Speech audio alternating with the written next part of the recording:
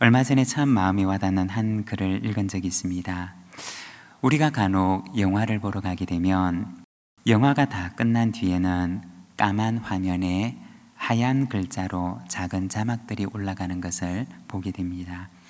이것을 엔딩 크레딧이라고 부르게 되는데, 이 영화를 만들기 위해서 수고하신 분들에 대한 헌정의 의미로 이분들의 이름을 기록해서 영화의 마지막 장면에 자막으로서 올리게 됩니다.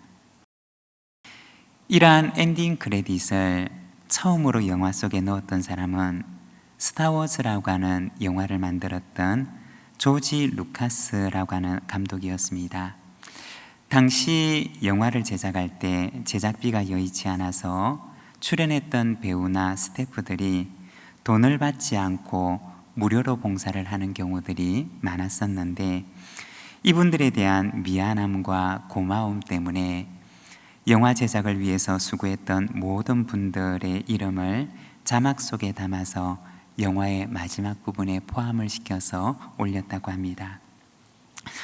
오늘날 우리는 대부분 영화 자막이 올라가기 시작하면 영화가 끝났구나 라고 생각을 하고 금방 그 자리에서 일어나 버리지만, 그러나 자막 속에 적혀져 있는 그 이름들이 없었더라면 그 영화가 나올 수가 없었다는 것입니다. 엔딩 크레딧의 자막에는 영화에 출연했던 배우들, 그리고 감독, 시나리오, 조명, 촬영, 소품, 의상, 음악 등 한 편의 영화가 완성되기 위해서 수고를 했던 모든 분들에 대한 감사와 박수의 의미를 담아서 그렇게 기록을 합니다. 눈에 보이는 것, 작은 것 하나에도 사실 그 뒤에는 이것을 위해서 수고했던 많은 이들의 헌신이 담겨져 있는 것입니다. 교회 안에도 마찬가지고, 그리고 하나님 나라에도 역시 마찬가지입니다. 우리의 작은 이름도 하나님의 나라를 위하여 수고하고 헌신할 때 사람들은 잊어버릴지라도, 그리고 세상은 기억하지 않아도 하나님께서는 우리의 이름을 기억하고 계실 것입니다. 오늘도 우리의 이름을 기억하실 그 하나님을 바라보며 온전한 헌신으로서 하나님 앞에 나아가는 저와 여러분의 삶이 되시기를 바랍니다.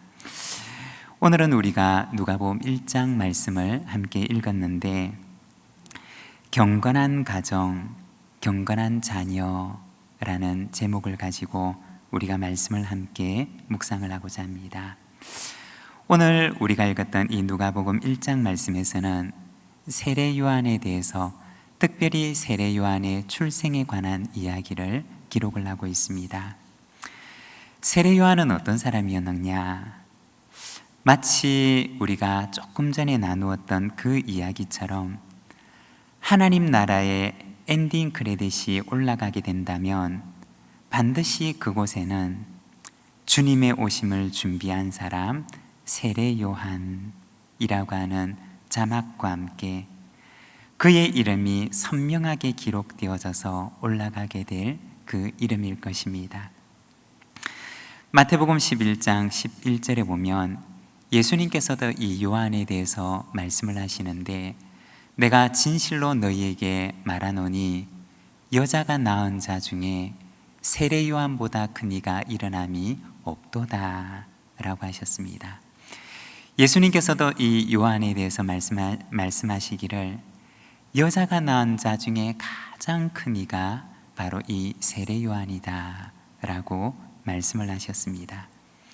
그리고 성경에 보면 요한은 예수님 앞에 선 자신에 대해서 이야기를 하는데, 요한복음 3장 30절의 말씀을 보게 되면 그는 흥하여야 하겠고 나는 쇠하여야 하리라 고 하면서 하나님 앞에 서서 주님 그분만을 위해서 살아갔던 세례 요한의 그 마음을 보여줍니다. 그리고 누가복음 3장 15절에 보면 나는 물로 너희에게 세례를 베풀었거니와 나보다 능력이 많으신 이가 오시나니 나는 그의 신발끈을 풀기도 감당하지 못하겠노라 고 말합니다.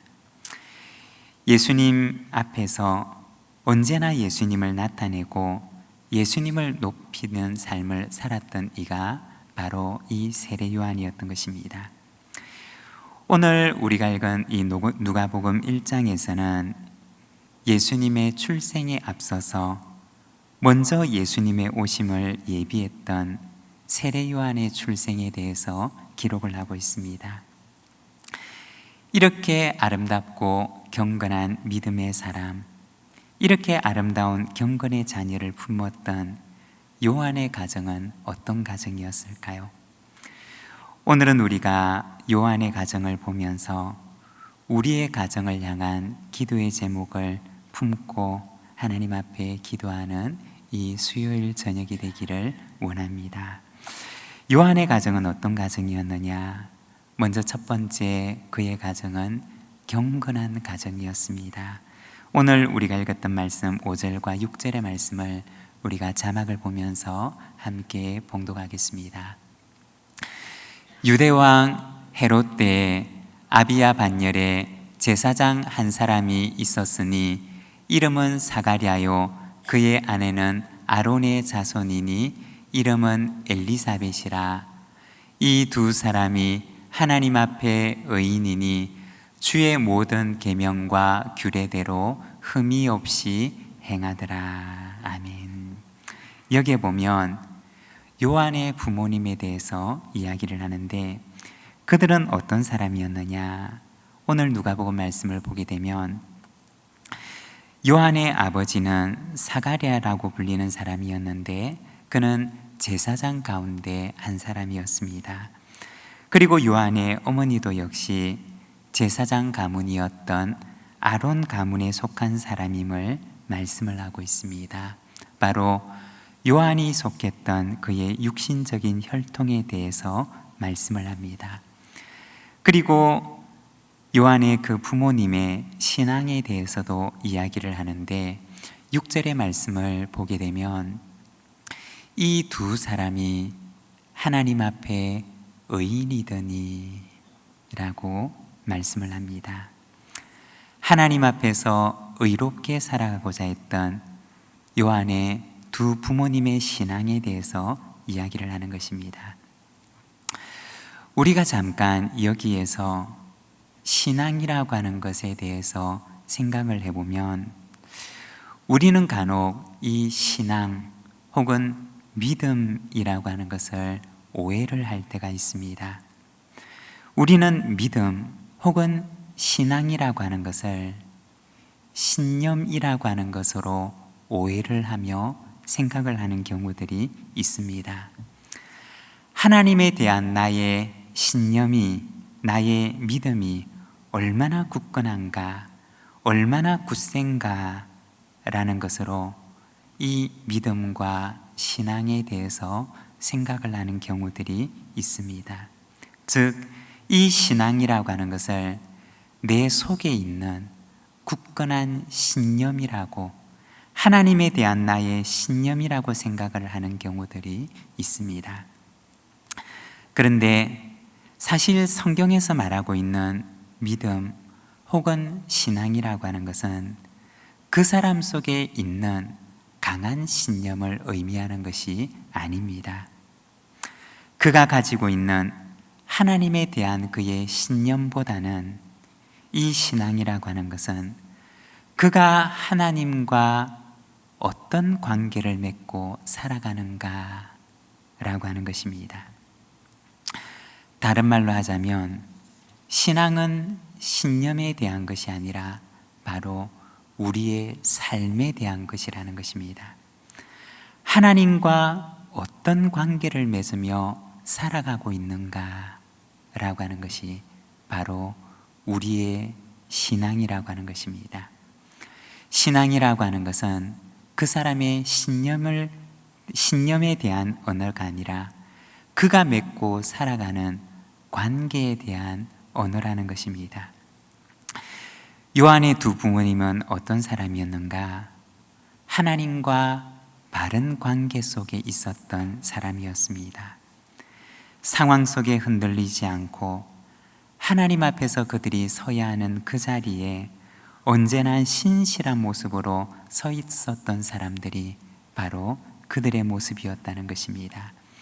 이를 가리켜서 누가복음은 이 두 사람이 하나님 앞에 의인이니 라고 말하고 있습니다. 이 두 부부의 모습을 조금 더 살펴보면 이 두 부부에게는 오랫도록 임신하지 못하는 아픔을 가지고 있었습니다. 그리고 그들이 가지고 있는 아픔은 그들의 오랜 기도의 제목이었을 것입니다. 그런데 어느 날 사가랴가 성전에서 분향을 하는 중에 천사가 나타나서 그에게 말합니다. 13절의 말씀을 보게 되면 천사가 그에게 이르되 사가랴여 무서워하지 말라. 너의 간구함이 들린지라. 내 아내 엘리사벳이 내게 아들을 낳아주리니 그 이름을 요한이라 하라. 천사가 어느 날 사가랴에게 나타나서 그에게 말하는데 너의 간구함이 하나님께 들렸다 라고 이야기를 합니다. 그의 오랜 간구를 하나님께서 듣고 계셨다 라고 하는 사실을 천사가 그에게 말해 주었던 것입니다. 여기서 우리가 잠깐 생각을 해보면 여러분, 우리가 하나님 앞에 드리는 기도가 바로 응답이 오지 않는다면 하나님께서는 나의 기도를 듣지 않고 계셨던 것일까요? 요한의 이 두 부모님 사가랴와 엘리사벳에게 있어서 자녀를 위해서 기도했던 그들의 기도는 이 가정의 오랜 기도의 제목이었을 것입니다. 하지만 그들의 기도는 그들이 원하는 시간에 응답되지를 않았던 것입니다. 7절에 나와 있는 그들에게 자식이 없고 두 사람은 나이가 많더라 라고 하는 말은 그들이 얼마나 오랫동안 기도를 해왔고 그들이 얼마나 오랫동안 기다려왔으며 그리고 하나님께서는 얼마나 오랫동안 이 두 부부에게 침묵하셨는지를 말해주는 것입니다. 그러면 그들이 원하는 시간에 하나님의 응답이 찾아오지 않았던 것은 하나님께서 그들의 기도를 듣지 않고 계셨던 것일까요? 오늘 우리가 읽고 있는 이 본문에 보면 천사가 사가랴에게 찾아와서 말하는데 너의 간구함이 들렸다 라고 이야기를 합니다. 하나님께서는 이 두 부부의 간구를 듣고 계셨고 그리고 그들의 간구를 하나님께서는 기억하고 계셨던 것입니다. 다만 그들이 원하는 시간이 아니라 하나님의 시간이 이르기까지 하나님께서는 기다리고 계셨던 것입니다. 그 시간이 어떤 시간이었느냐? 하나님께서 기다리고 계셨던 그 시간이 어떤 시간이었느냐? 바로 예수님의 출생을 앞둔 시간이었던 것입니다. 사가랴와 엘리사벳의 가정해 주실 아이를 통해서 예수님께서 가시는 그 길에 앞서 행하게 하시고 그리고 그 길을 먼저 예비하는 자가 되게 하시기 위해서 하나님께서는 가장 정확한 시간이 되도록 이 두 부부에게 그 응답해 주실 것을 기다리고 계셨던 것입니다. 우리도 역시 살아가다가 보면 때로는 하나님의 시간과 나의 시간이 달라서 하나님의 침묵 때문에 탄식할 때가 있습니다. 그러나 사가랴와 엘리사벳은 원망이나 불평이 아니라 하나님을 향한 불신이 아니라 그들이 서 있어야 하는 그 자리에서 하나님의 시간이 이를 때까지 하나님의 그 응답을 기다리며 그곳에 서 있었던 것입니다.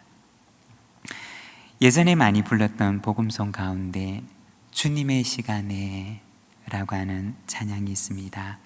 우리 혹시 이 찬양을 아시는 분은 우리 같이 한번 고백하는 마음으로 한번 같이 불러보도록 하겠습니다.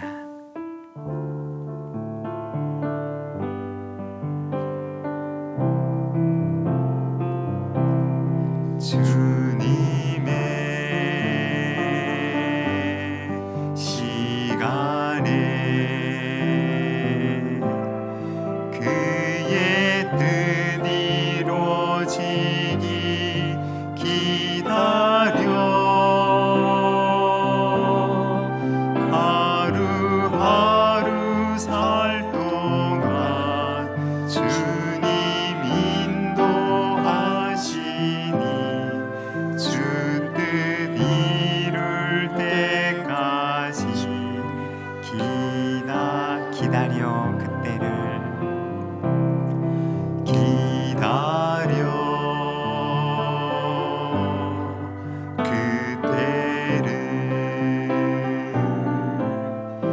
그의 뜻 이루어지리 기다려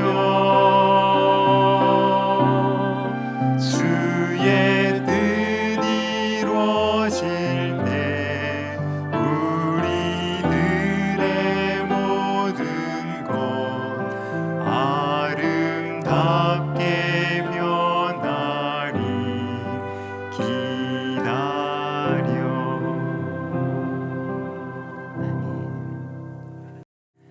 여러분, 우리의 시간과 하나님의 시간이 비록 다르다 할지라도 주님의 시간이 이르게 되면 하나님의 뜻이 그때 이루어지게 되는 줄로 믿습니다. 오늘도 그 주님의 시간을 기다리며 오늘도 믿음으로 하나님 앞에 신실하게 서 있는 저와 여러분, 우리 모든 믿음의 가족들이 되시기를 바랍니다. 그리고 두 번째, 요한의 가정은 어떤 가정이었느냐? 비전의 가정이었습니다. 14절에서 17절의 말씀을 우리가 함께 봉독하겠습니다.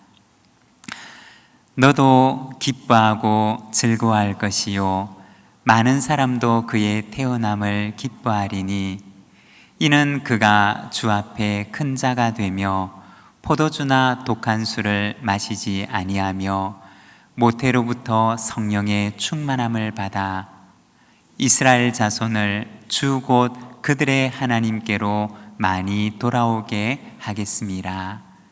그가 또 엘리야의 심령과 능력으로 주 앞에 먼저 와서 아버지의 마음을 자식에게 거스르는 자를 의인의 슬기에 돌아오게 하고 주를 위하여 세운 백성을 준비하리라.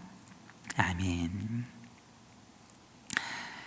천사는 사가랴에게 태어날 아이에 대해서, 요한에 대해서 말하는데, 그가 하나님 앞에 살아가게 될 경건한 삶과 그리고 그가 앞으로 하나님 앞에서 감당해야 하는 사명에 대해서 말을 해줍니다.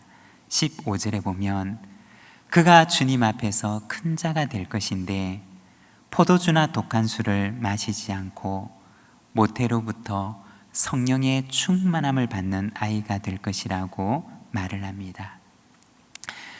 요한이 걸어가야 할 경건한 삶의 길을 보여주었던 것입니다.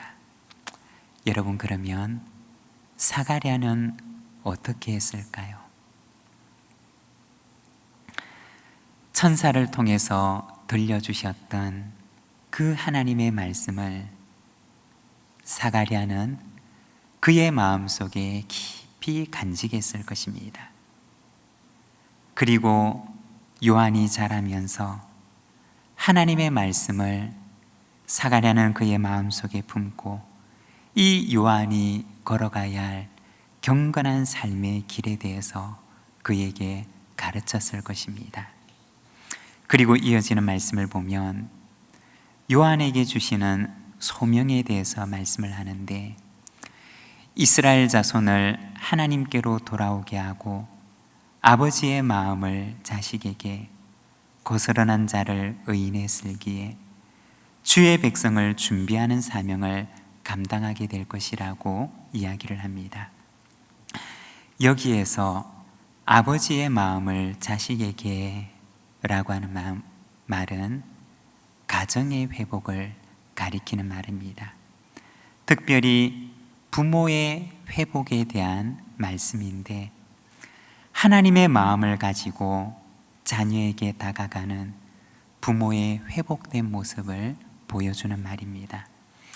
그리고 거스르는 자를 의인의 슬기에 라고 하는 말은 불순종하는 자녀들이 회복되어서 그들이 서야 할 바른 자녀의 자리에 서게 될 것에 대한 말씀입니다. 그리고 주의 백성을 준비한다 라고 하는 말은 하나님의 백성의 회개의 삶을 가리키는 것입니다. 바로 요한이 감당하게 될 회복의 사역을 가리키는 말입니다. 예수님의 사역이 본격적으로 시작되기 전까지 하나님의 백성들을, 그리고 하나님의 백성의 가정들을 회복시키는 사역을 감당하게 될 것에 대해서 말씀을 하셨던 것입니다. 그러면 여러분, 사가랴는 이 말씀을 듣고서 어떻게 했을까요? 요한이 이 사명을 잘 감당할 수 있도록, 그가 경건한 자녀로 성장할 수 있도록 도왔을 것입니다. 사가랴는 이 비전을 요한보다 먼저 보았던 사람이었고, 그리고 하나님께서 먼저 보여주셨던 자신의 아들을 향한 비전을 그의 마음속에 품고서 요한이 하나님께서 주신 소명을 잘 감당하는 아들로 성장할 수 있도록 양육의 책임을 감당했던 것입니다. 여러분, 그러면 우리는 어떤 부모가 되어야 할까요? 부모의 사명이라고 하는 것은 먼저 부모된 나 자신이 하나님의 비전을 보아야 합니다. 내 비전을 가지고 자녀를 키우는 것이 아니라 우리의 자녀가 하나님의 비전을 품은 아이로 성장할 수 있도록 내 욕심을 내려놓고 하나님의 비전 앞에 이 아이를 드리는 자가 되어야 합니다. 우리가 반대로 생각을 해보면, 만일의 사가랴가 자신의 욕심과 꿈을 가지고 그것을 아들 요한에게 강요하려고 했다면 어떻게 되었을까요? 사가랴는 요한에게 주신 하나님의 사명의 길에 그는 걸림돌이 되고 말았을 것입니다. 여러분, 부모의 사명은 우리의 자녀가, 우리의 아이들이 하나님의 소명을 잘 감당하는 자가 되도록, 그래서 이 아이들이 자라나서 언젠가 하나님 앞에 서게 될 때 하나님께서 주신 그 소명을 잘 감당함으로 인해서 하나님 앞에 칭찬받는 자로 설 수 있도록 돕는 것, 그것이 바로 하나님께서 부모에게 주신 양육의 사명이며 하나님께서 부모에게 맡기신 양육의 책임이라는 것입니다. 사랑하는 여러분, 자녀를 맡기신 하나님께서는 또한 우리에게 이 자녀에 대한 양육의 사명을 우리에게 주시는 줄로 믿습니다.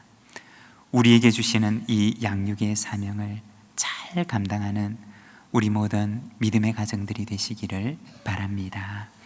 그리고 세 번째는, 요한의 가정은 기도의 가정이었습니다.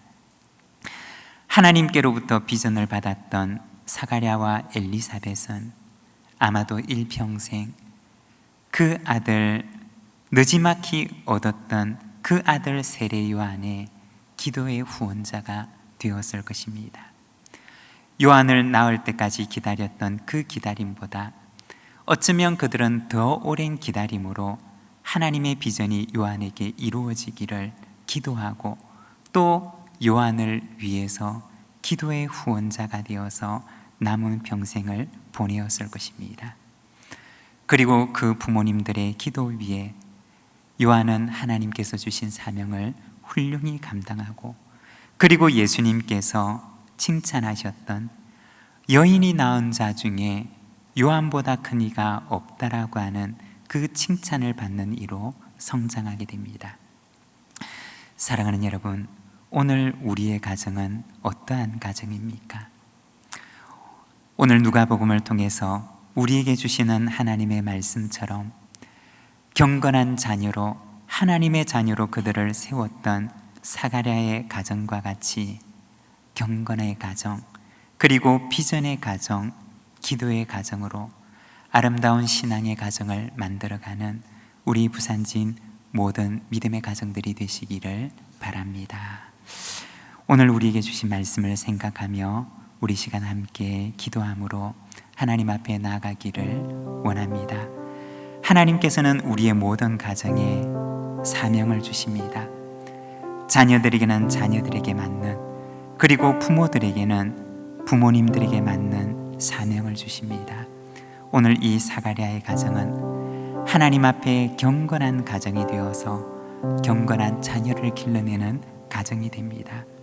오늘 우리의 가정을 위하여 기도할 때 경건의 가정, 그리고 하나님의 비전을 보는 가정, 그리고 하나님 앞에 기도하는 가정으로 아름다운 신앙의 가정을 만들어갈 수 있도록 우리의 가정을 붙들어 주시옵소서. 우리 시간 하나님 앞에 함께 기도하며 나가겠습니다.